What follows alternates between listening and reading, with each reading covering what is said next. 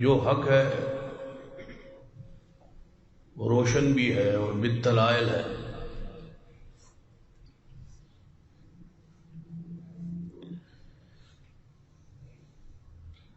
بالکل حق نکھرا ہوا واضح ہے، صاف ہے.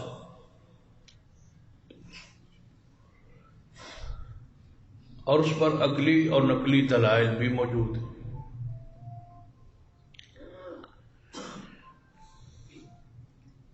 قرآنی دلائل، حدیثی دلائل،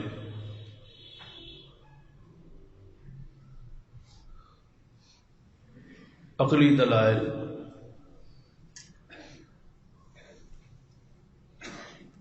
جو دلائل اللہ نے بیان کیے، جو محمد رسول اللہ صلی اللہ علیہ وسلم نے بیان کی،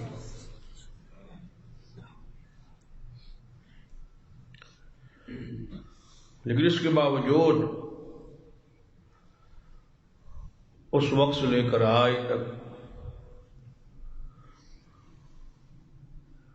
دنیا میں جو اکثریت ہے وہ کافروں کی ہے، اہل شرک کی ہے، اہل باطل کی ہے.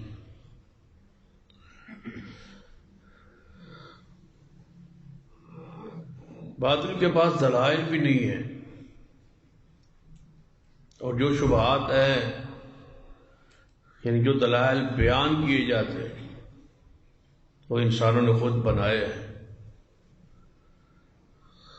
نہ ہی عقلی طور پر موفق ہے، نہ ہی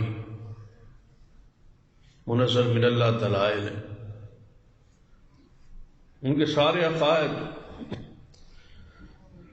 عقل کے بھی خلاف ہے، اور جو قرآن و سنت میں دلائل موجود ہے ان کے بھی خلاف. اس کے باوجود اکثریت جو ہے وہ انہی دلائل پر قائم ہے اور باطل پر قائم ہے، شرک پر، بدعات پر، خرافات پر. اس کی وجوہات کیا ہے؟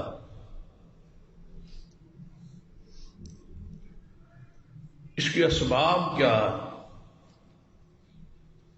لوگ حق کو قبول کیوں نہیں کرتے؟ اس کی وجوہات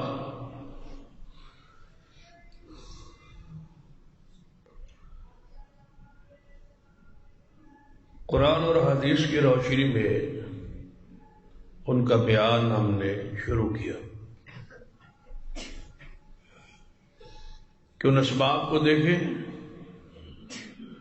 ان ذرائع کو دیکھیں، ان وجوہات پہ غور کریں، اور وہ لوگوں کے سامنے پھر ہم پیش کریں کہ یہ جو وجوہات ہیں یہ حق کے راستے میں روڑے ہیں، یہ حق کے راستے میں رکاوٹیں ہیں. ان سے ذرا ہٹ کے سوچیں کہ آپ کہاں کھڑے ہیں.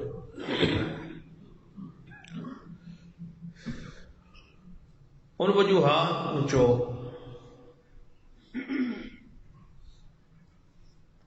ابتدائی طور پہ جو وجہ بیان ہوئی کہ معاشرے میں شروع سے لے کر آج تک جہالت ہے.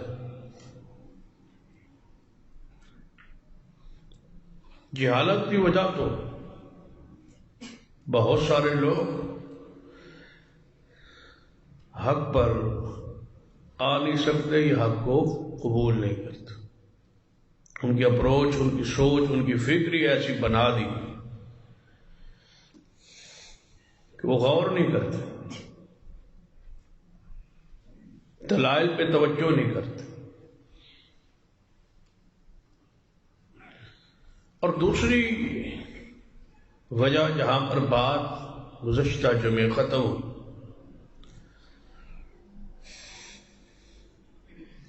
کہ اکثریت ایسے لوگوں کی ہے جو حق کی تڑپ اور تلاش ہی نہیں رکھتے. جہاں پر وہ ہیں وہ سمجھتے ہیں کہ ہم حق پر ہیں، مطمئن ہے.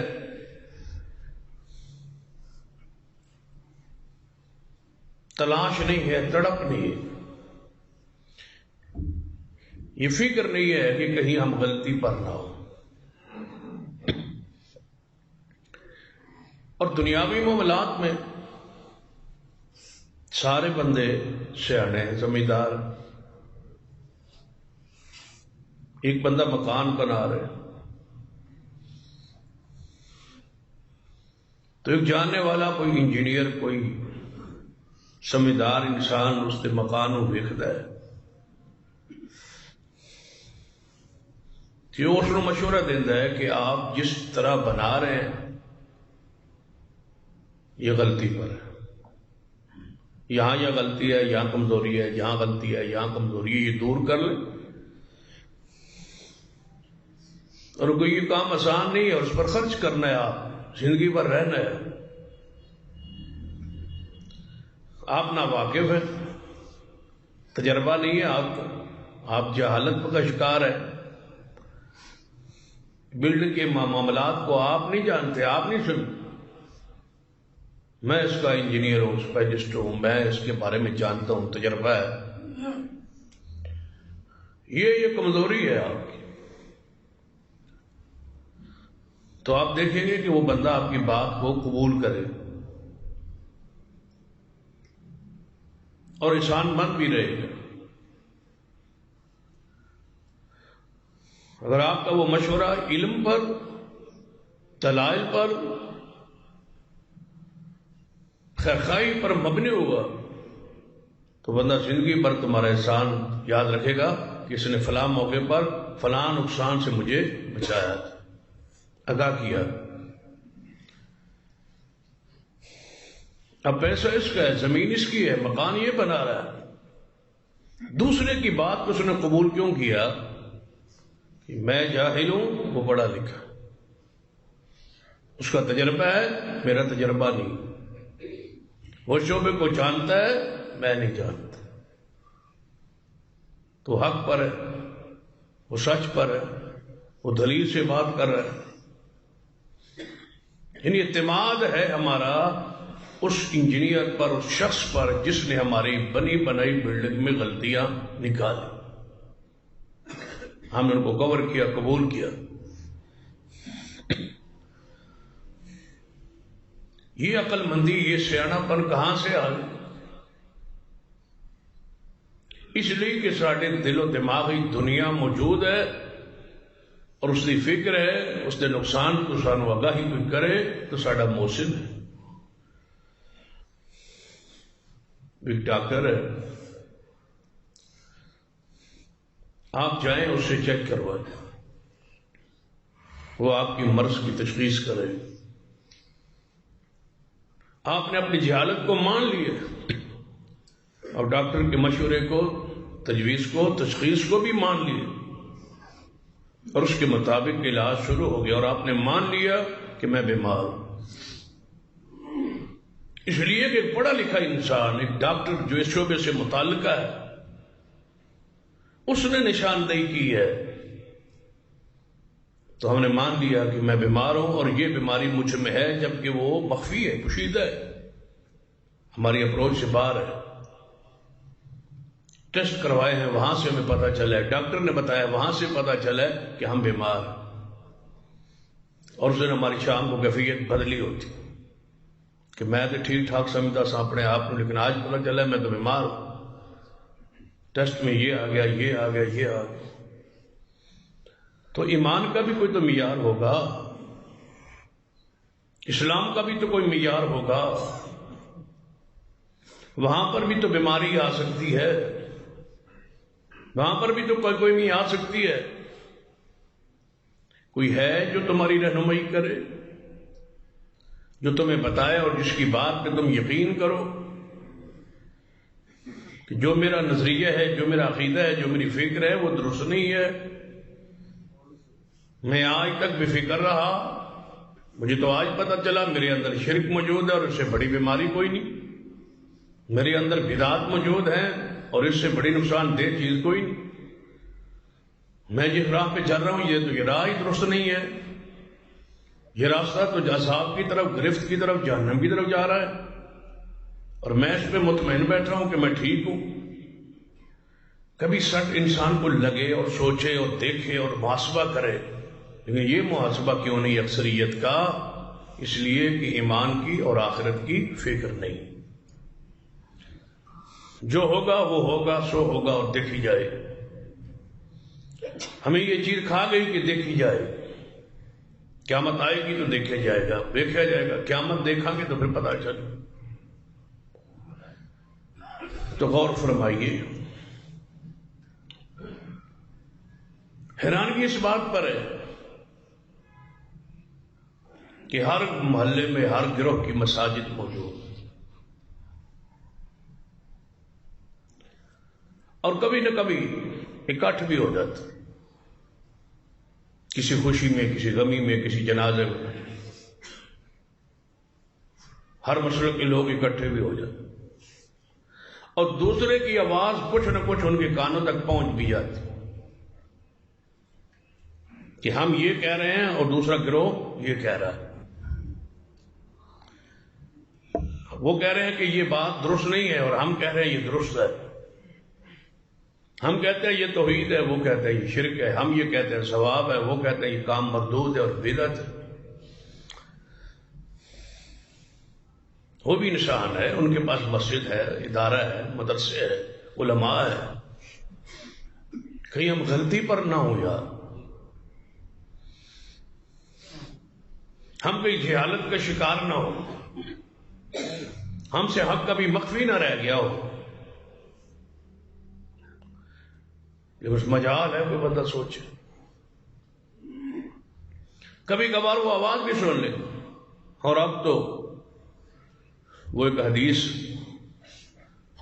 سنا کرتے تھے، پڑھا کرتے تھے، بیان کیا کرتے تھے کہ سرور کائنات محمد رسول اللہ صلی اللہ علیہ وسلم نے ارشاد فرمایا کہ قیامت نہیں آئے گی جب تک ہر کچے اور پکے مکان جہاں تک دنیا ہے اور اس کے رہنے والے لوگ ہیں، ان کے گھروں میں چار دیواری میں حق کی بات نہ پہنچے، قیامت نہیں آئی۔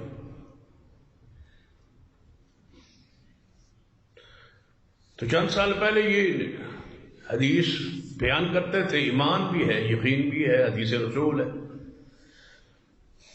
لیکن دل میں خیال ہوتا ہے نا، اطمینان قلب ہوتا ہے، یا اس کی تشریح توضیح ذہن میں ہوتی ہے کہ یہ کیسے ہوگا یار۔ اب تو بہت سارے لوگ ایسے ہیں، بہت سارے گھر ایسے ہیں جہاں کی آواز نہیں پہنچی۔ تو یہ کیسے ہوگا؟ یہ حدیث کیسے پوری ہوگی کہ ہر چار دیواری کے اندر حق کی آواز پہنچے؟ تو آپ دیکھ لیں کہ حدیث کو سمجھنا بنسبت پہلے وقت کے آسان ہو گیا کہ جہاں ہمارا وجود نہیں پہنچ سکتا وہاں ہماری آواز پہنچ گئی، حق کی آواز پہنچے گی۔ تو میڈیا کے ذریعے ہر گھر تک، ہر بندے تک، اور ہر بندے کے ہاتھ میں اور جیب میں حق کی آواز موجود ہے۔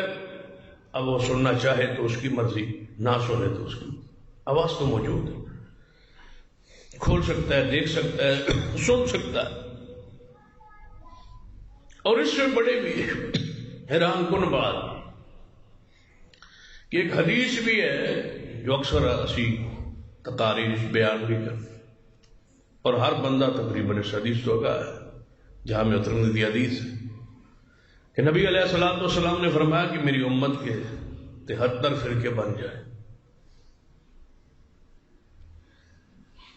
کلہم فی النار الا ملۃ واحدہ، 73 میں سے 72 جہنم میں جائیں گے اور ایک گروہ جنت میں جائے۔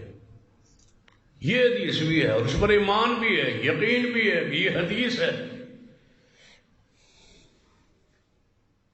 لیکن اس کی تشریح توضیح وضاحت کسی کے دل میں تڑپ لگن آج تک پیدا نہیں ہوئی کہ ہمارا گروہ کہاں کھڑا ہے۔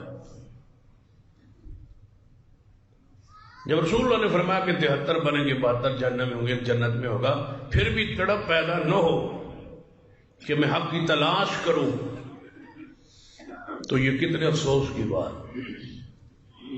یہ وہ بے فکری ہے، یہ وہ لاپرواہی ہے، یہ وہ سستی ہے، یہ وہ غفلت ہے جو اسلام نے منع کی کہ جہاں کوئی لگا ہے لگا رہنا۔ اور حیرانگی یہ ہے کہ دنیاوی معاملات میں یہ بات ہم نہیں مانتے، جہاں کوئی لگا ہے لگا رہنا، یہ بات دنیاوی معاملات میں نہیں مانتے۔ چل ایک بندہ تھوڑے گھر چوں یا تھوڑی دکان جو کوئی چیز چرا رہا لے رہا ہے، تو آپ ماننے کے لیے تیار ہے کہ جہاں کوئی لگا لگا رہنا، کہ جس کی دل آزاری نہ کرو، کسی کو پریشان نہ کرو، یہ مسلمان ہے، اس کو لے لینے دو، اٹھا لینے دو، سارے کی کہیں گے کہ یہ چور ہے، اس کو روکو، اس کو ٹوکو، یہ جو کر رہا ہے غلط کر رہا ہے، صحیح نہیں کر رہا، یہ چوری کر رہا ہے، جہاں یہ لگا ہے صحیح نہیں لگا، غلطی پر ہے، اس کو روکنا ہے، اس کے ہاتھ کٹوانے ہیں، یہ چور ہے، کیونکہ وہ دنیا کا مال جا رہا ہے نا۔ کاش یہی تبصرہ، یہی تڑپ ایمان اور اسلام اور دین کے بارے ہوتی کہ ہر کوئی ہر جگہ پر جہاں لگا ہے ٹھیک نہیں لگا، 73 گروہ میں سے 72 غلطی پر ہے، ایک گروہ حق پر ہے۔ یہاں یہ تصور کہ نہیں سارے ٹھیک ہے، ویکھی جائے گی، جب چوری کر رہے ہو تو نہیں کیا، وہ ویکھی جائے گی، لگیا رہنے دو، لے جانے دو، یہاں بے پرواہی کیوں ہے؟ سب سے پہلے وہ تحریک دل و دماغ میں پیدا ہونا ضروری ہے کہ میں کہاں کھڑا ہوں، دنیا کے لحاظ سے میں ٹھیک ہوں، آخرت کے لحاظ سے میں غلطی پر تو نہیں ہوں۔ دنیا کے لحاظ سے غلطی ہو، ڈرائیونگ میں غلطی ہو، کھانے میں غلطی ہو، پینے میں غلطی ہو، کوئی چیز میں نقص ہو، کوئی کیڑا مکوڑا کھانے میں گر جائے، دوسرا بتاتا ہے یہ بھائی کیڑا ہے، یہ نہ کھانا، یہ پانی نہ پینا، اس میں مچھر گر گیا ہے، فلاں چیز گر گئی ہے، فلاں چیز گر گئی ہے، احتیاط ہے، اور دوسرے کی بات مانتے بھی ہے۔ اور جو اسلام کے بارے میں کہیں کہ یہاں شرک ہے یا بدعت ہے، یہاں کوئی مکھی گری ہوئی ہے، یہاں کوئی کیڑا گرا ہوا ہے، کہتے سارے ٹھیک، یہ نشاندہی کیوں نہیں مانتے؟ اب تمہیں کوئی بتائے کہ باہر نہ جانا، باہر نقصان ہے، تو ہم جانے کے لیے تیار ہیں، اس کی بات مان لیتے، اسلام کے لیے نہیں مانتے۔ اب تمہیں کوئی روکے کہ اندر جاؤ تو مصیبت ہے، پریشانی ہے، کرونا ہے، کوئی بندہ بیمار ہے، اس کے ساتھ ہاتھ نہ ملانا، تو ہم پیچھے ہٹ جائیں گے، بس کو کرونا ہے، اس کو مان لیا ہے، اور جس کو شرک کا کرونا بیماری لگی ہے وہ سمجھائے تو ماننے کے لیے تیار ہے۔ آخرت کے حوالے سے ہم سنجیدہ ہی نہیں، ایمان ٹھیک کرنے کے حوالے سے ہمارے اندر تڑپ ہی نہیں، اور قرآن کا یہ اصول ہے کہ ہدایت انہی نصیب ہوتی ہے جو اس کے لیے تڑپ رکھے، پھر ہدایت نصیب ہوتے ہیں۔ ایک مسجد ہے، اذان ہے، نماز ہے، اشتہار ہے، دعوت ہے، یہ کدھر بلا رہے ہیں؟ ان کی بات سننی تو چاہیے، بس یہ تڑپ پیدا ہو جائے۔ گزشتہ جمعے سیدنا سلمان فارسی رضی اللہ عنہ کا واقعہ بیان کیا، اس بات کا آغاز اس رخ اس طرح موڑنے کہ تڑپ تھی تو حق تک پہنچے، اور اگر ایمان سورج یا ستارے بھی پہ چڑھ جائے تو وہاں سے بھی نصیب ہو سکتا ہے، شرط یہ ہے کہ بندہ تلاش نکلے، جس طرح روزی کی تلاش میں گھر سے نکلتے ہیں نا روزانہ، آگے بیٹھ جاتے ہیں پھٹے پر اپنے اڈے پر کہ اب گئے گاہک اللہ بھیجے گا، اسی طرح حق کے لیے بھی گھر سے نکلے کہ میں حق پر ہوں یا غلطی پر ہوں۔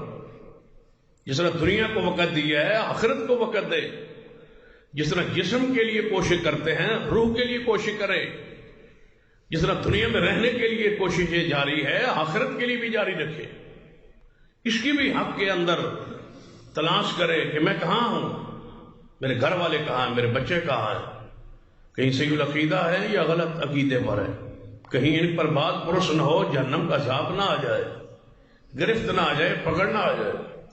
یہ سوچ، یہ فکر، اور آپ پر یہ فرض ہے کہ خود بھی حق کو سمجھے اور اپنی اولاد کو حق پر چھوڑ جائے۔ سرور کائنات محمد رسول اللہ صلی اللہ علیہ وسلم نے کیا ارشاد فرمایا تھا؟ میرے صحابہ، میں تمہیں اس دین پر چھوڑ کے جا رہا ہوں جس کی راتیں بھی دن سے زیادہ روشن ہیں، میں تمہیں اس دین پہ چھوڑ کے جا رہا ہوں۔ رسول اللہ اپنی روحانی اولاد کو روشنی پر، دلائل پر چھوڑ گئے، بصیرت پر چھوڑ گئے. ترکت فیکم امر لن تضلوا ما تمسکتم بہما. یہ وہ تڑپ ہے، یہ وہ فکر ہے محمد مصطفیٰ صلی اللہ علیہ وسلم کے دل و پاک میں. کیا ترکت فیکم امر، میں دو چیزیں چھوڑ کے جا رہا ہوں تم میں، ایک قرآن اور ایک میری سنت، اور گارنٹی دیتا ہوں جب تک ان دو چیزوں کو تھامے رکھو گے، میں محمد ضمانت دیتا ہوں تم گمراہ بھی نہیں ہو سکو گے. یہ وہ تڑپ ہے. اس تڑپ کو پیدا کیجیے. جب تک یہ تڑپ پیدا نہیں ہوتی اس وقت تک آپ حق پر نہیں آ سکتے. ذرا دیکھ لیجیے سیدنا طفیل بن عمرو دوسی رضی اللہ تعالی، یہ صحابی رسول ہے، یمن کا سرحدی علاقے کے دوس قبیلے کے یہ سردار ہے. بڑا آدمی ہے، سردار آدمی. ساڑھے دے پلے کچھ بھی نہیں ہوتا تو پھر بھی ہم حق بات قبول کرنے کے لیے تیار ہیں. غربت بھی ہوتی ہے، تنگ دستی بھی ہوتی ہے، مالی پریشانیاں بھی ہوتی ہیں، لیکن دین کے حوالے سے اتنے اجٹ ہوتے ہیں کہ بات سننے اور ماننے کے لیے تیار ہیں. سردار ہے، پورے قبیلے کا سردار ہے، اس کا پورا احترام ہے مکہ مکرمہ. اہل مکہ اس کو جانتے ہیں، ابو جہل جانتا ہے، عتبہ شیبہ امیہ جتنے کفار کے سردار تھے وہ جانتے تھے کہ یہ یمن کا سردار ہے، اپنے قبیلے میں ہیرو ہے، اپنے قبیلے میں اس کی بات کو مانا جاتا ہے، تسلیم کیا جاتا ہے، اس کا حکم چلتا ہے، فیصلہ چلتا ہے. اور ایسا شخص مالی طور پر بھی مضبوط ہے. سیدنا طفیل بن عمرو دوسی رضی اللہ تعالی، یہ مکہ مکرمہ میں تشریف لے آئے. صحابی ابھی نہیں ہے، مومن ابھی نہیں، حالت کفر میں ہے، اور بیت اللہ میں آئے. اپنے مذہب دین کے مطابق وہ بیت اللہ کی حاضری، وہ طواف، وہ بتوں کی پوجا، وہ تصور جو تھا اس کے مطابق آئے. اہل مکہ کو پتا چلا کہ طفیل بن عمرو دوسی آ رہا ہے. وہ مکہ سے باہر نکل کے انہوں نے استقبال کیا کہ قوم کا سردار آ رہا ہے، ہمارا مہمان ٹھہرے گا، بیت اللہ کی زیارت اور طواف کے لیے آ رہا ہے. سارے مکے والے باہر ہیں، کفار قریش کہ دوسرے ریاست کا یا دوسری کسی صوبے کا سردار ہے، اس کو پروٹوکول اس کا آگے اس کو دیا جائے. ایک علاقے کا سربراہ ہمارے شہر میں آ رہا ہے.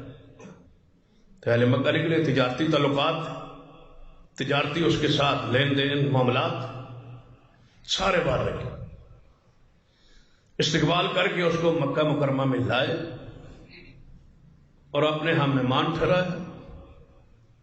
رات کو گپ شپ کے لیے محفل و مجلس حسب روایت حسب رواج ہوئی، اور اس میں انہوں نے بتایا کہ آپ یہاں چند دن رہیں گے، طواف وغیرہ بھی کریں گے، لیکن ایک مشورہ ہے ہمارا کہ ایک یہاں نبی ہے جس کا نام محمد صلی اللہ علیہ وسلم، اس نے نبی ہونے کا دعویٰ کیا. ہماری گزارش یہ ہے کہ اس کی آپ نے بات نہیں سننی.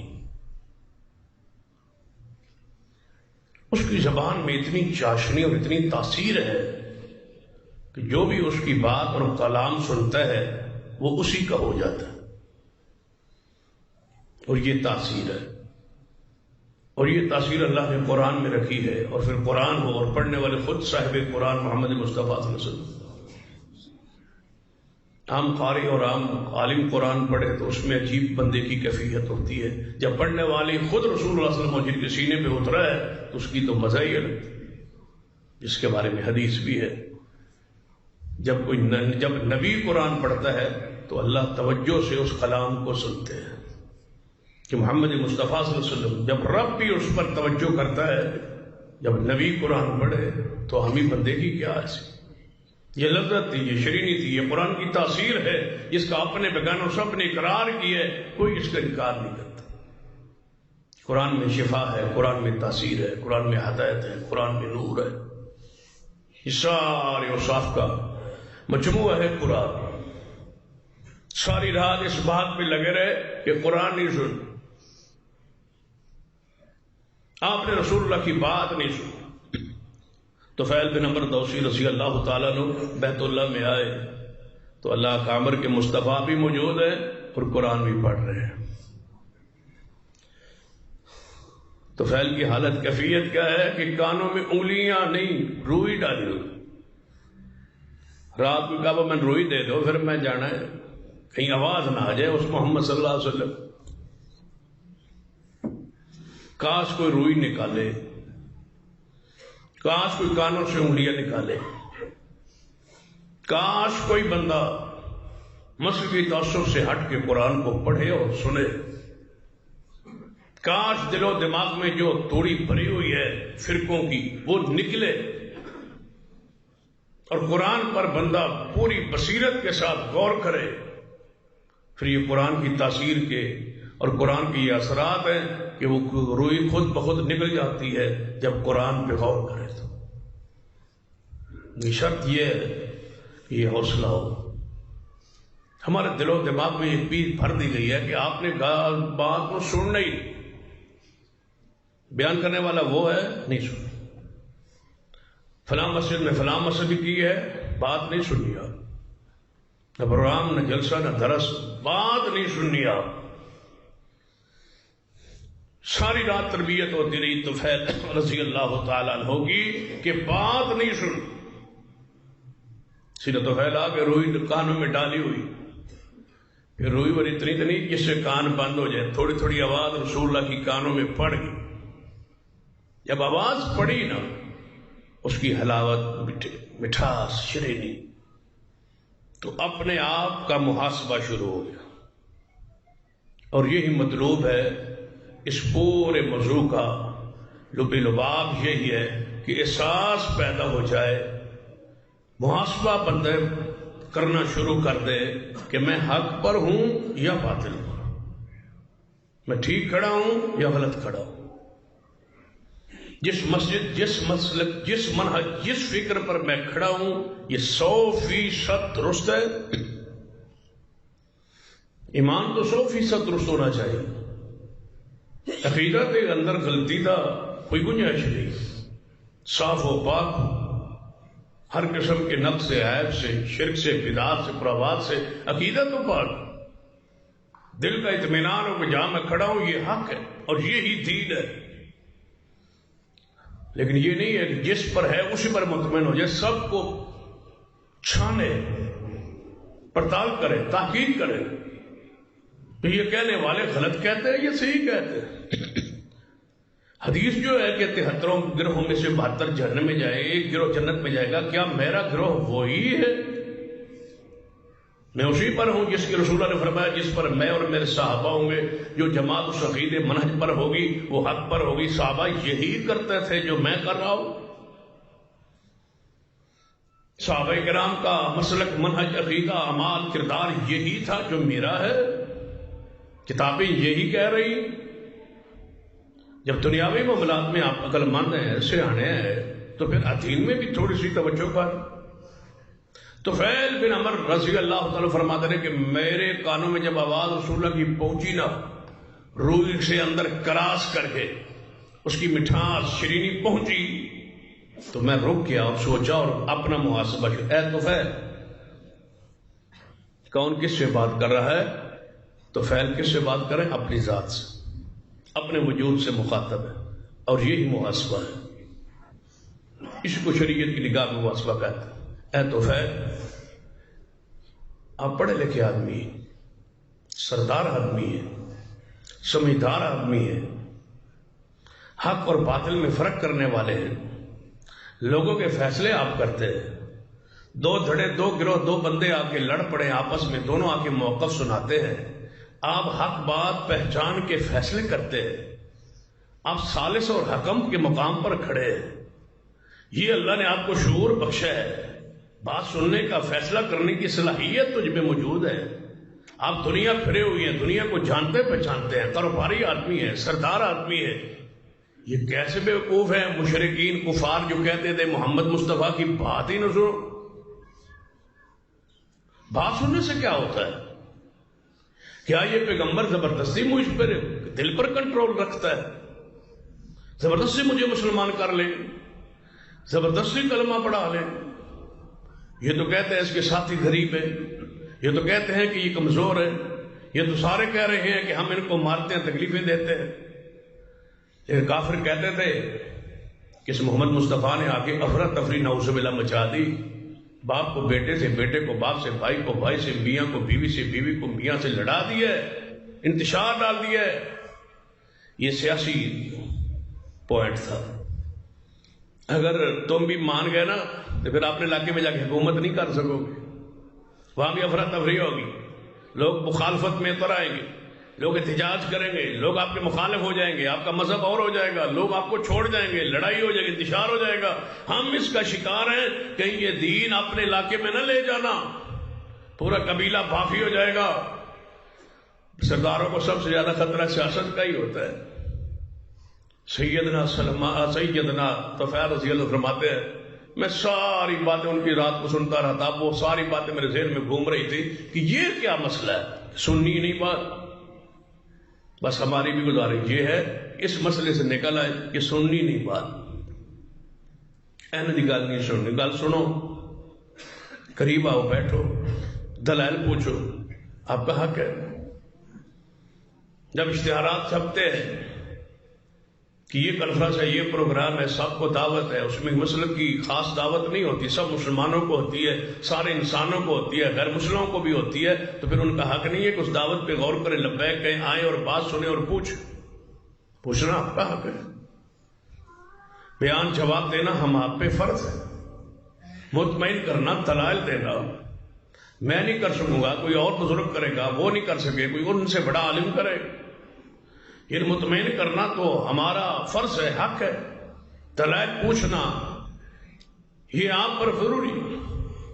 آنکھ خراب ہو ڈاکٹر کے پاس جاتے ہیں، کان خراب ہو چیک کرواتے ہیں، دل خراب ہو تو چیک کرواتے ہیں، ایمان خراب ہو تو وہی گھر پر بیٹھے رہتے. تھوڑا سا چیک کروا تحقیق کر لیں، پوچھ لیں، اس میں کیا رہ جائے. اپنے دوستوں کو، اپنی برادری کو، اپنے احباب کو، اپنے رشتہ داروں کو اس رنگ میں دعوت دیں کہ آپ ریسرچ کریں یار، تحقیق کریں. آپ کہاں بیٹھے، کیا ہے آپ کا عقیدہ صاحب؟ اس طرح ہدایت کو نصیب نہیں ہو، اس طرح جان تو نہیں چھوٹے گی. یہ حالت 73 بڑھ گئے سن، پتہ نہیں پھر کیڑا ٹھیک سی سنت پر نہیں پتہ چلے سیدھے آ گئے. یہ معنی تو نہیں چلے گا کہ مجھ میں علم نہیں تھا، مجھ میں جہالت تھی. جہالت عذر تو نہیں ہوگا، یا تو قیامت والے عذر قبول ہو نا جہالت کا کہ میں نے پتا نہیں سی، میرے تک کوئی پہنچیا نہیں سی، میں نے سمجھ نہیں سی آئی. لوگ کہتے ہیں سر لیکن میں بس کہتے ہیں کوئی اللہ ہے، میں جانتا پہچانتا نہیں. یہ جہالت عذر کے طور پہ قبول ہوتی تو پھر آپ کی یہ گنجائش تھی کہ آپ جہالت میں رہتے. دوستو یہ قبول نہیں ہوگی. جب قبول نہیں ہے تو پھر پوچھیے. طفیل بن عمرو دوسی رضی اللہ تعالی فرماتے ہیں میں نے پھر اپنے وجود پہ کنٹرول کیا تے روئی کرنا چون کاٹ دیتی. رسول اللہ صلی اللہ علیہ وسلم کی بات سنتا تو ہو نا، پھر میں جب روئی باہر نکالی نا، یہ وہ تڑپ، یہ وہ احساس، یہ ہے وہ والذین جاہدوا فینا لنہدینہم سبلنا. جڑا بندہ ساڑے راہ دی مشکلات برداشت کرے اور اس کی تڑپ کے لیے نکلے، لنہدینہم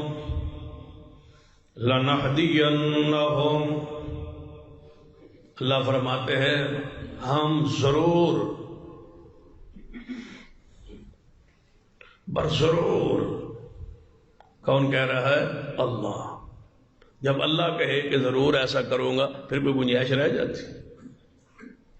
والذین جاہدوا فینا لنہدینہم سبلنا. اللہ پاک فرماندے نے جڑا بندہ ساڑے راہ اندر آن دی کوشش کرے، حق نو تلاش دی کوشش کرے، اس راہ اندر تکلیفاں برداشت کرے، لنہدینہم، میں اللہ وعدہ کرنا ضرور پر ضرور وہ دے واسطے جنت دے سارے راہ کھول دیاں گا، ہدایت کے راستے کھول دیں گے، رہنمائی ہم کریں گے، لیکن شرط یہ ہے کہ کوشش ہو، تڑپ ہو، تڑپ کے بغیر نہیں۔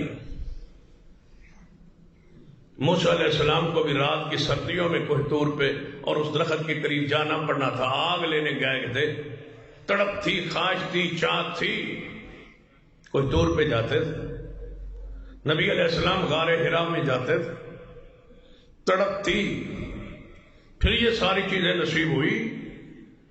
سیدنا طفیل بن عمرو دوسی رضی اللہ تعالیٰ عنہ فرماتے ہیں میں پیارے حبیب جناب محمد صلی اللہ علیہ وسلم دا قرآن سننا شروع کیتا ہے، اپنے کاناں دے وچوں روئی نو نکالیا ہے، جو تاثیر رو جناب کان مبارک اندر پئی، آواز پئی، اور قریب ہوئے اور قریب ہوئے، حتیٰ کہ نبی علیہ السلام قریب جا پہنچے، کلام سنتے رہے، قرآن سنتے رہے، فرمایا محمد صلی اللہ علیہ وسلم میں طفیل بن عمرو دوسی دوس قبیلے دا سردار ہاں، مینوں مکے والے نے ساری رات اے سمجھایا روکیا ہے، لیکن میں کنج روئی پا کے آیا سا، لیکن روئی نکال دیتی ہے، تھوڑا قرآن سن لیا ہے، اور من یقین ہو گیا ہے کہ کلام کسی انسان دا نہیں ہے، کلام رب رحمان دا ہے، مینوں مسلمان کر لو، مجھے کلمہ پڑھا۔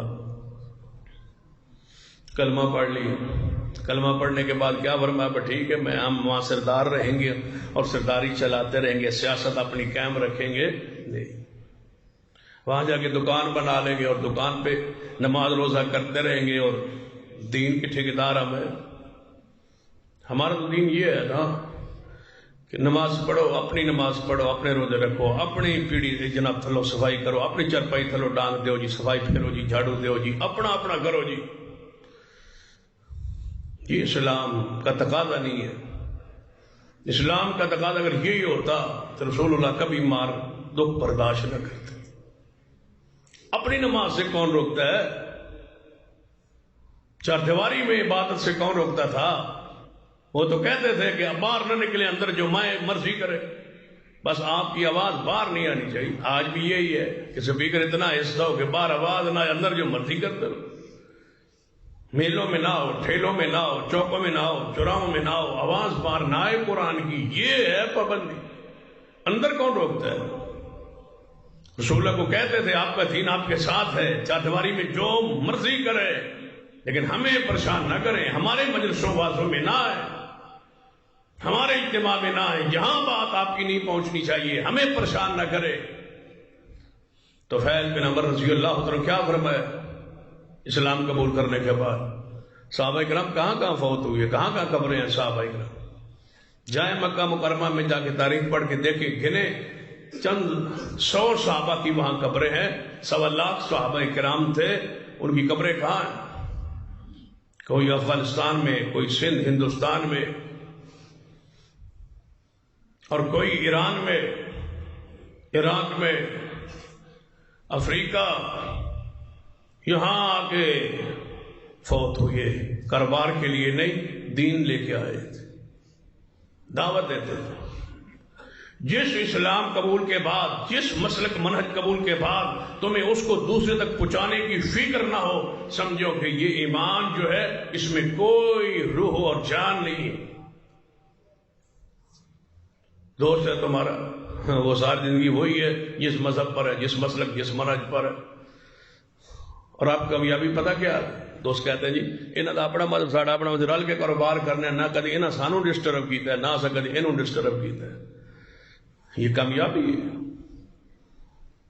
مذہب اپنی جگہ جی، کاروبار اپنی جگہ، سانو کدے نہیں پوچھا، اس سان کدے نہیں پوچھا، اسی رل مل کے رہنے، یعنی نہ انہاں دی غیرت نہ ساڈے چ، ایک جہے ہیں سارے۔ بھئی تڑپ نہیں ہے آپ میں اس کو مسلمان کرنے کی، اس کو تو موحد کرنے کی، اس کو توحید پہ لانے کی، ایسی دوستی کا فائدہ کیا ہے؟ دوستی میں تڑپ ہو کہ بندہ شرک پر ہے، تمہارا دوست، تمہارا پارٹنر، تمہارا کاروباری بندہ آگ میں گر رہا ہو تو بچاؤ گے نہیں؟ کہ یہ کہو گے بس ساڑی تاڑی دوستی اپنی اپنی جگہ، تم آپ جتنے مرضی کھائی ہوئی ٹیک، کوئی مسئلہ نہیں، اس کو بچاؤ گے نہ آگے بڑھو گے، یار یہ نقصان ہے، تو کیا جو جہنم کی طرف جا رہا ہے اس کو بچانا آپ کی ذمہ داری نہیں؟ جو شرک پر لگا ہوا ہے، آپ کو پتہ نہیں ہے کہ شرک کے بعد جنت حرام ہو گئی، تو مر گیا تو یہ جہنمی ہوگا؟ یہ دوستی ہے، یہ وفا ہے کہ قیامت والے دن وہ جہنم میں جائے اور تم جنت میں جاؤ، یہ وفا ہے دوست کے ساتھ۔ یہ تڑپ پیدا کرنا فرض ہے آپ پر۔ سینہ طفیل کیا فرماتے ہیں؟ فرمایا یا رسول اللہ صلی اللہ علیہ وسلم، میری قوم میں میری بات مانی جاتی ہے، میرے احترام ہے میری قوم میں جا کے واز کروں گا، نصیحت کروں گا، لیکن ایسی کوئی میرے لیے دعا کر دے، میں وہاں جاؤں تو لوگ مجھے جھٹلائے نہ، اللہ میرے لیے کوئی نشانی بنا دے۔ سینہ طفیل بن عمر دوسی رضی اللہ تعالیٰ پہنچے اپنی قوم اندر، کلمہ پڑھ کے مسلمان ہو کے اہل مکہ کو بتلا گئے کہ تمہاری رات کی ساری مجلس بیکار گئی ہے، میں نے محمد مصطفیٰ کا کلمہ پڑھ لی ہے اور تسلیم کر لی ہے کہ محمد مصطفیٰ اللہ کے سچے رسول ہے، اور حق کو، دین کو، توحید کو میں نے قبول کر لیا، اعلان کر کے گئے۔ اور کافر پریشان تھے کہ اس کا دین، محمد مصطفیٰ کا دین تو باہر نکل رہا ہے مکے سے، ہم نے کہا تھا یہ محدود رہے گا، یہی ختم ہو جائیں گے، یہ تو پھیل رہے ہیں دنیا میں۔ نبی علیہ الصلوۃ والسلام کا دین دور دور تک یہ پہنچ رہا ہے۔ سینہ طفیل بن عمر دوسی رضی اللہ عنہ اپنے علاقے میں پہنچے، جب صاحب نے پہنچے تو رب سے دعا کیا کروائی تھی محبوب سے کہ اللہ میرے لیے کوئی نشانی بنا دے، تو اللہ تعالیٰ نے اس کے چہرے کو ایسا چمکا دیا جیسے لالٹین چمکتا ہے، روشن ہوتا ہے، تارا روشن ہوتا ہے، ایسا چہرہ روشن۔ تو یاد ہے نا، آج تو بعد واپس آیا تو نور چڑھیا ہے، اے نور چڑھیا، چہرہ روشن، جس طرح تارا چمکتا ہے، چراغ چمکتا ہے، ایسا چمک رہا تھا چہرہ۔ قوم بے وقوف تھی، جاہل تھی، کہنے لگے منہ کیڑی بیماری شروع ہو گئی، مسلمان ہویا نا تو کچھ نہ کچھ تو ہونا سی۔ سینہ طفیل کہنے لگے یا اللہ، میں نے تو نشانی مانگی تھی، یہ تو نشانی الٹ پڑ گئی۔ اللہ نے چہرے سے چمک ہٹا کے ان کی لاٹھی میں چمک پیدا کر دی۔ جب لاٹھی ہاتھ میں لیتے تو یہ تارے کی طرح چمکتی تھی، اور لوگ پکارتے تھے کہ یہ ایک سچے دین پر ہے، نشانی رب نے بخشی طفیل کو۔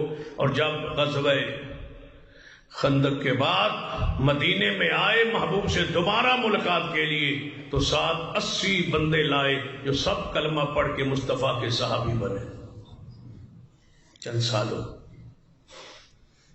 یہ کردار ہے اس دعوت کا، یہ اس تڑپ کا۔ والذین جاہدوا فینا، جو ہمارے راستے میں کوشش کرے، کوشش کے بغیر ایمان، اسلام، توحید نہیں نصیب ہوتی۔ سماعت ازدی رضی اللہ عنہ پڑھ،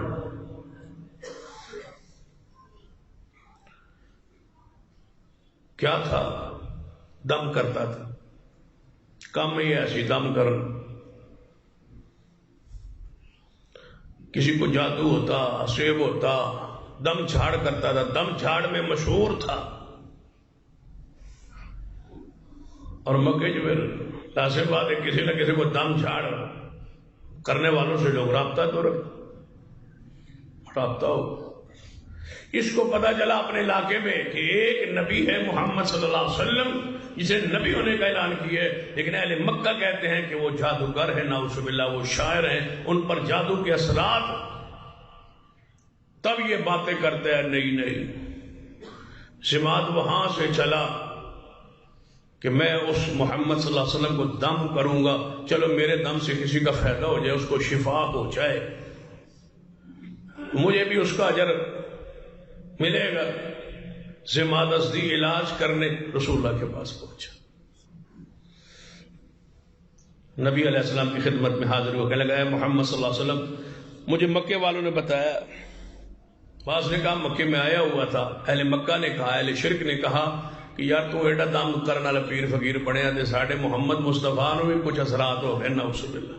بڑا سونا تھا، بڑا پیارا تھا، بڑے اخلاق کا مالک تھے، سچے تھے، لیکن کہتے ہیں میں نبی بن گیا ہوں، عجیب عجیب باتیں کرتے ہیں، چلو ہاں دے آئے تے ہے ہی، انہوں نے دم کر دو، لیکن نالے گل سنی یہ نہ ہوئے دم کرن جائیں تے اپنے نو کوئی اثرات ہو جائیں، خیال بھی رکھی۔ جماعت کہتا ہے یہ کیسے ہو سکتا ہے، میں شاعر ہوں، راخی ہوں، ایویں اثر ہو جائے۔ گئے نبی علیہ السلام سے ملاقات، اے محمد صلی اللہ علیہ وسلم سنا ہے آپ پر کوئی جادو کے اثرات ہیں اور میں دم شم کرتا ہوں، اگر اجازت دو تو علاج کر دوں۔ نبی علیہ السلام نے فرمایا علاج کر دینا، کوئی مسئلہ نہیں، اخلاق ہے نا۔ اگر ہمارا ماحول ہوتا تو کہتا کہ تو آئے علاج کر، پہلے میں کرنا تیرا علاج۔ رسول اللہ صلی اللہ علیہ وسلم کا اخلاق دیکھی، تڑپ ہے نا کہ لوگ ہدایت پہ آ جائیں۔ اسی دم بھی کروا کے جادوگراں کو دم کروا کے، عیسائیوں کو یہودیوں کو دم کروا کے بھی مجال اسلام کی ان کو دعوت دے دیں۔ بہت سارے لوگ ہیں یہاں، کوئی شہر میں کوئی گل والا کے قریب کوئی عیسائی دم کرتا ہے، لوگ جاتے ہیں، مسلمان جاتے ہیں عیسائیوں سے دم کروانے۔ اسلام گھر رکھ جاؤ تے دم جا کے یہودیوں کافراں کو کراؤ، کافروں کو دم کرانا ذوق شوق لگا ہوگا، دوڑے ہوئے۔ ایک بندہ میں نے اپنا ہی سی کہنے لگا جی وہ ویسے ہے عیسائی نکل نیک بڑا ہے، چلو ٹھیک۔ میں کہ پہلی بار سنیا عیسائی بھی نیک ہوتے ہیں، عیسائی ہے جی بندہ بڑا چنگا ہے۔ میں کہ تو سمجھ آتی، نیک بھی ہے، چنگا بھی ہے، شریف بھی ہے، پیر بھی ہے۔ اس مسلمان کا پیر کافر ہوگا، وہ مسلمان کتنے اس کا ایمان عروج پہ ہوگا۔ اللہ نے تمہیں اسلام کے ذریعے فقیہت بخشی ہے، تم نے اپنے اسلام کی بھی توہین کروائی ہے غیر مسلموں کے بادشاہ کی۔ نہ ایمان کا خیال ہے، نہ مذہب کا خیال ہے، بس صحت ملنی چاہیے، بھاویں شراب پی کے ملے، بھاویں حرام کھا کے ملے۔ نبی علیہ الصلوۃ والسلام کے پاس آیا ہے، میں دم کرنا چاہتا، رسول اللہ نے فرمایا کوئی حرج نہیں، تو دم کر لی، پہلے میری ذرا تن بیماری سناوا کہ میں کیوں لوگ بیمار آتے۔ یہ وہ تڑپ ہے ہدایت کی، اللہ اس کو ہدایت دے دے۔ کہنے لگا سنا لو پہلے تسی، نالے تشخیص ہو جائے گی پر بیماری کیویں دی ہے۔ نبی علیہ السلام سنانے لگے، فرمایا ان الحمد للہ نحمده ونستعینه ونستغفره ونعوذ باللہ من شرور انفسنا ومن سیئات اعمالنا من يهد الله فلا مضل له ومن يضلل فلا هادي له اشهد ان لا اله الا الله وحده لا شريك له واشهد ان محمدا عبده ورسوله۔ یہ میری دعوت ہے اور یہ میری بیماری ہے۔ ضماد رضی اللہ تعالیٰ کہنے لگے ذرا دوبارہ سناؤ، ذرا دوبارہ سناؤ۔ نبی علیہ الصلوۃ والسلام نے فرمایا ان الحمد للہ نحمده ونستعینه ونستغفره ونعوذ باللہ من شرور انفسنا ومن سیئات اعمالنا من يهد الله فلا مضل له ومن يضلل فلا هادي له اشهد ان لا اله الا الله وحده لا شريك له واشهد ان محمدا عبده ورسوله۔ جماعت نے دوسری دفعہ سنیا، کہنے لگا محبوب جی ذرا ایک باری اور سنا دو۔ نبی علیہ السلام نے پھر ارشاد فرمایا ان الحمد للہ۔ اور جتنی تہاڈی زندگی ہے نا، جدوں دا وہی سنبھالیا، مساجد میں آپ آنے لگے ہیں اور خطبے جمعے سننے لگے ہیں، یہ خطبہ ہم سناتے رہے، آپ سنتے رہے، لیکن ہمیں میں کوئی تبدیلی نہیں آئی۔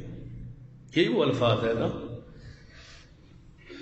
ان الحمد للہ نحمده ونستعینه ونستغفره ونعوذ باللہ من شرور انفسنا ومن سیئات اعمالنا من يهد الله فلا مضل له ومن يضلل فلا هادي له أشهد أن لا إله إلا الله وحده لا شريك له وأشهد أن محمدا عبده ورسوله. یہ الفاظ نبی علیہ السلام تیسری مرتبہ دہرائے. سماعت ہستی بول کے کہنے لگے محمد صلی اللہ علیہ وسلم میں نجومیوں کا کلام سنا, میں جادوگروں کو دیکھا, میں شاعروں کا کلام سنا, اللہ کی قسم یہ انسانوں کا کلام ہے ہی نہیں.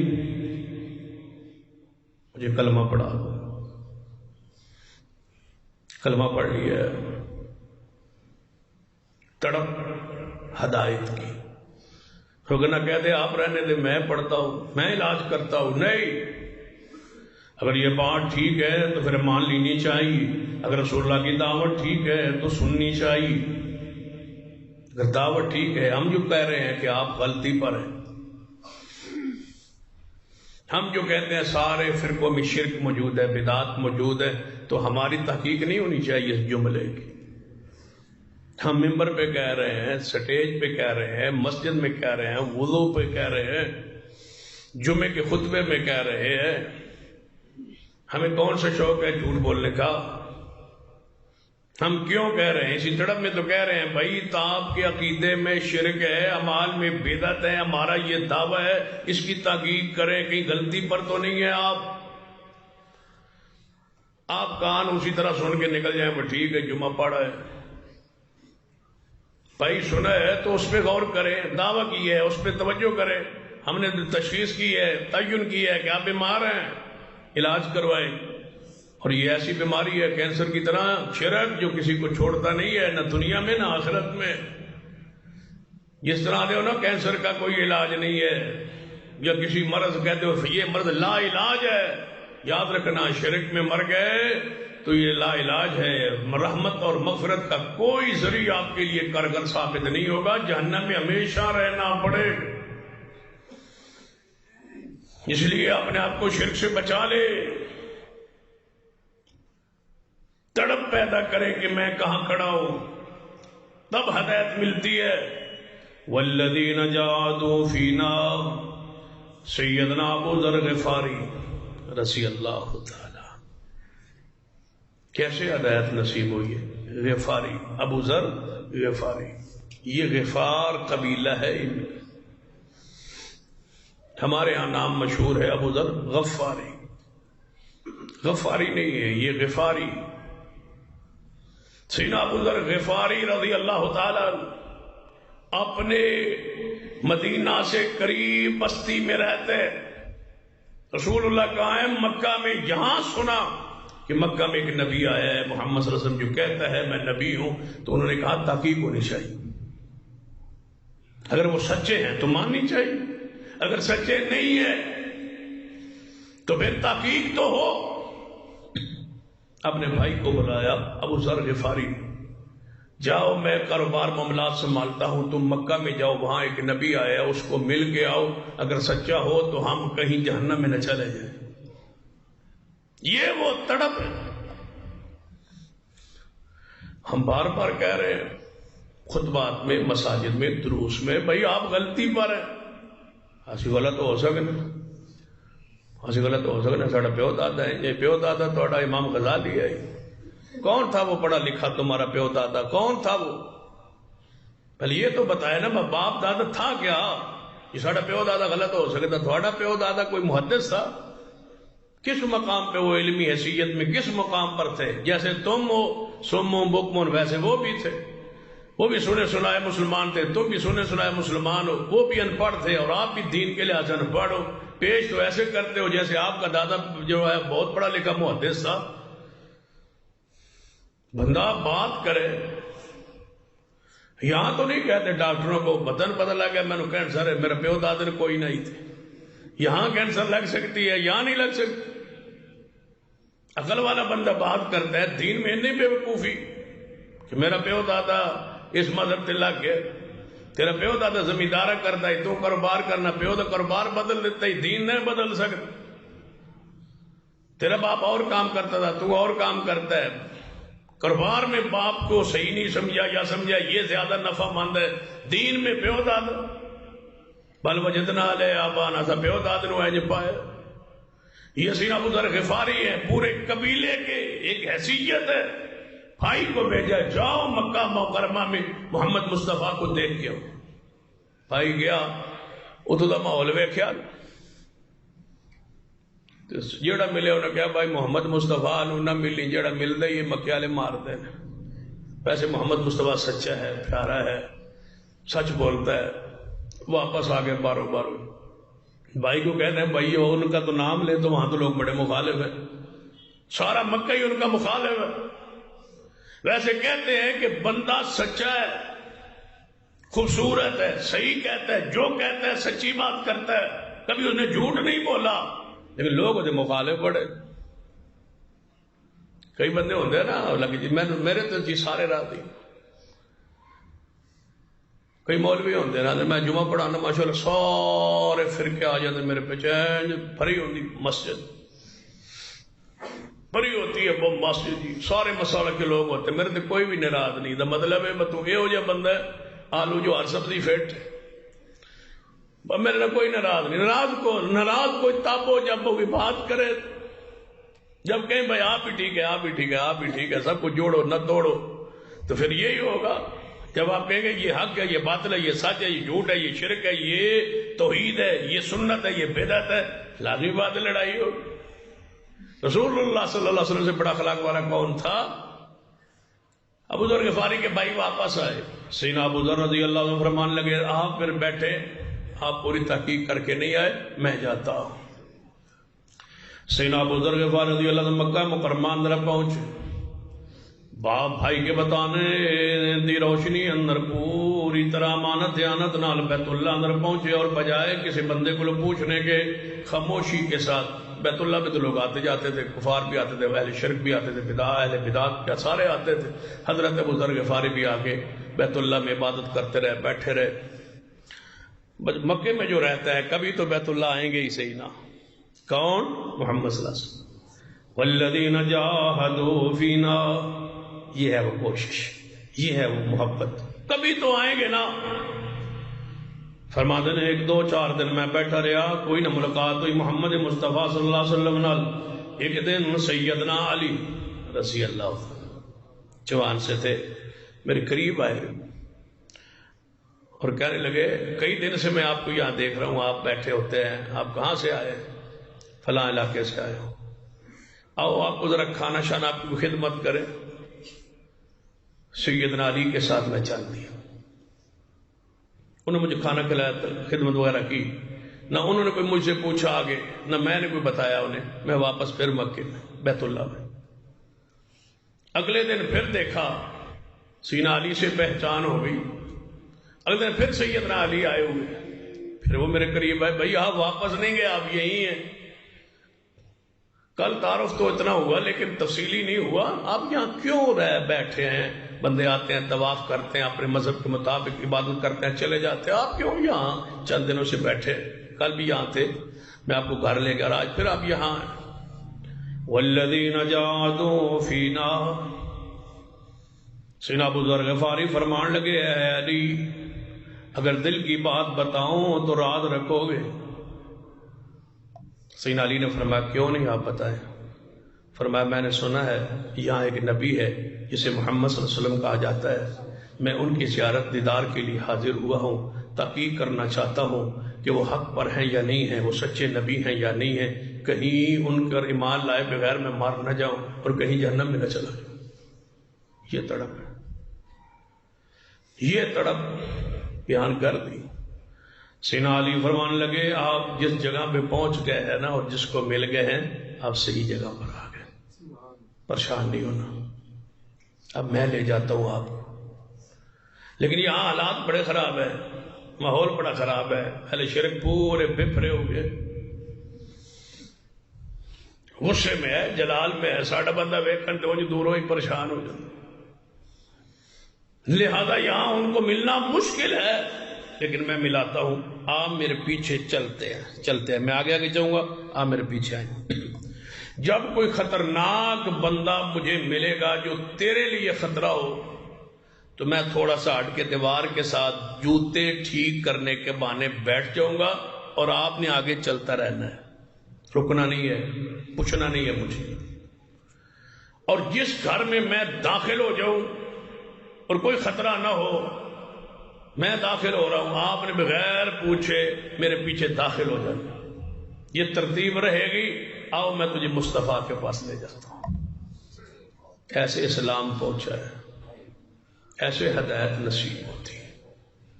یہ ہے تڑپ جو میں چاہتا ہوں کہ آپ کی دل و دماغ میں پیدا ہو، دوسروں کی ہدایت کے لیے، دوسروں کی سنوارنے کے لیے، دوسروں کی کوشش کے لیے۔ اوے آپ تو سنور گئے، دوسروں کو سنوارے، آپ تو شرک سے بچ گئے، دوسروں کو بچائے، آپ تو خرافات سے بچ گئے، دوسروں کی فکر کرے، اپنے بھائیوں کی، برادری کی، دوستوں کی، رشتہ داروں کی۔ اس طریقے سے اسلام کا غلبہ ہوگا، توحید کو غلبہ نصیب ہوگا۔ یہ تڑپ پیدا نہ ہو تو بیکار ہے صرف آپ کا قبول کر کے نماز روزہ حج زکات کرتے رہنا۔ یاد رکھیے نماز سے روزے سے حج سے پہلے فرض ہے کہ دوسروں کی فکر کریں اور ان تک دین حق کی آواز پہنچائیں۔ یہ قوم شرک و بدعات میں مستغرق ہو گئی ہے، اس غرق ہوئی ہوئی قوم کو، ڈوبتی قوم کو بچائے۔ سیدنا ابو ذر غفاری پیچھے چل پڑے، سیدنا علی رضی اللہ عنہ یا رسول رحمت صلی اللہ علیہ وسلم کے گھر میں داخل ہوئے، مگر سیدنا ابو ذر غفاری داخل ہوئے، رسول اللہ سے ملاقات ہوئی، سارے حالات و واقعات بیان کیے، آپ نے کلمہ پڑھایا، مسلمان ہوئے۔ فرمایا ابو ذر خاموشی سے چلے جاؤ واپس اپنی قوم بستی اندر، ایک وقت آئے گا اللہ میں ہجرت کی اجازت دے گا اور دین غالب آئے گا، اس تو پہلے میرے پاس دوبارہ نہ آنا، تیری میری ملاقات انشاءاللہ الکریم مدینہ طیبہ ہوگی۔ میں مدینے آ جاؤں گا، جب وہاں آیا نا پھر آ جانا۔ فرمایا یا رسول اللہ یہ مجھ سے تو نہیں ہو سکتا، اجازت ہے میں تھوڑا سا بار دساں تو صحیح کافرن کے ہاں سے بھی مسلمان ہو گئے۔ فرمایا ابو ذر اس طرح تکلیف اٹھاؤ گے؟ فرمایا محبوب جی سکون نہیں آ رہا، ایمان کے بعد یہ حالت کیفیت باہر نکلے۔ فرمایا مکے والوں غفار قبیلے کا ابو ذر بولتا ہوں، میں گواہی دیتا ہوں اشہد ان لا الہ الا اللہ واشہد ان محمد عبدہ ورسولہ۔ کافر ٹوٹ پے، مارن لگ پے، حضرت ابو ذر رضی اللہ تعالیٰ عنہ مار رہے نے۔ حضرت عباس رسول رحمت صلی اللہ علیہ وسلم دے چچا جان آئے، فرمایا اے مکے والو، اے قریشی ہو، کس کو مارتے ہو؟ یہ غفار قبیلے کا ہے ابو ذر، اس قبیلے اس بستی کے پاس سے تم جاتے ہو شام کی طرف مال لینے مال دینے، تجارتی راہ پر ان کا قبیلہ بیٹھا ہے، مجھے بتاؤ کہ تمہیں کون وہاں سے گزرنے دے گا؟ نہ مارو، تجارتی نقصان ہوگا، معاشی نقصان ہوگا، سفر میں نقصان اٹھاؤ گے۔ کافروں نے چھوڑ دیا صرف مال کے ڈر سے کہ وہاں سے کیسے تجارت کرے گا۔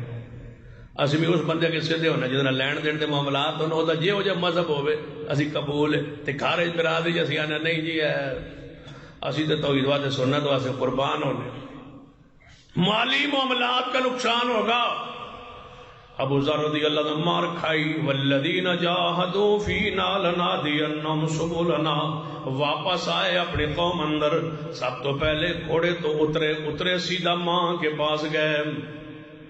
اسی تے پھر واپس سفر تو آئیے، کہاں سے سفر شروع ہوا؟ مکہ سے۔ کہاں پہنچے؟